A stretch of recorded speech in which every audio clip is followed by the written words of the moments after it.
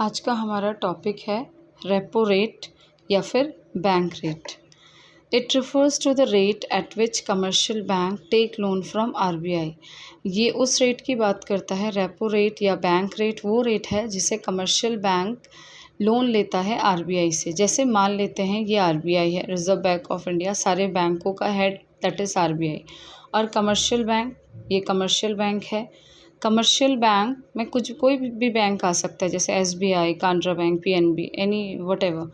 तो आरबीआई जब एसबीआई को लोन देती है, जब कमर्शियल बैंक को लोन दे रही है, लोन के फॉर्म में जब पैसा दे रही है, तो उसके बदले कमर्शियल बैंक आरबीआई को क्या देगा? इंटरेस्ट पे करेगा, क्योंकि ऐसे तो पैसे देगी नहीं।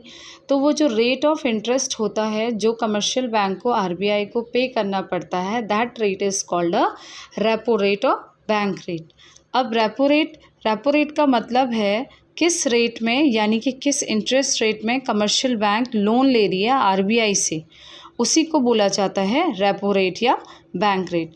अब देखते हैं इन्फ्लेशन की सिचुएशन क्या होती है और डिफ्लेशन की सिचुएशन। इन्फ्लेशन मतलब जब हमारा रेपो रेट बढ़ जाता है, रेपो रेट बढ़ जाएगा तो क्या होगा? मनी सप्लाई कम हो जाएगी, परचेजिंग पावर भी कम, डिमांड भी कम, और डिमांड कम तो ऑब्वियसली प्राइस भी कम।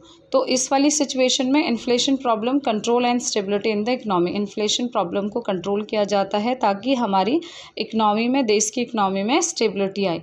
सेम चीज़ें डिफ्लेशन में होती है। डिफ्लेशन मतलब जब मंदी का टाइम पीरियड आ जाता है, जब देश में मंदी का टाइम आता है तो रेपो रेट क्या होता है? बैंक रेट घट जाता है, क्योंकि वैसे ही मंदी टाइम पीरियड है तो बैंक रेट, रेपो रेट घट जाएगा, जिसकी वजह से मनी सप्लाई बढ़ जाएगी, ताकि लोगों में परचेसिंग पावर बढ़े करके गवर्नमेंट मनी की सप्लाई को बढ़ा देगा। मनी की सप्लाई बढ़ेगी तो परचेजिंग पावर इंक्रीज़ होगी, परचेजिंग पावर इंक्रीज़ हुई तो डिमांड बढ़ेगी, डिमांड बढ़ेगी तो प्राइस बढ़ेगा, और जिसकी वजह से deflation problem, control and stability in the economy. आप ये बात याद रखिएगा कि इन्फ्लेशन मीन्स जब प्राइस में, जब महंगाई का टाइम पीरियड आता है, that is called inflation.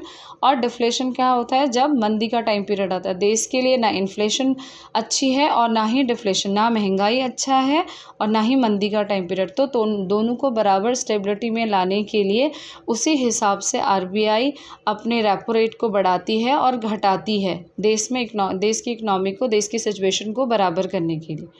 Hope you understand my topic.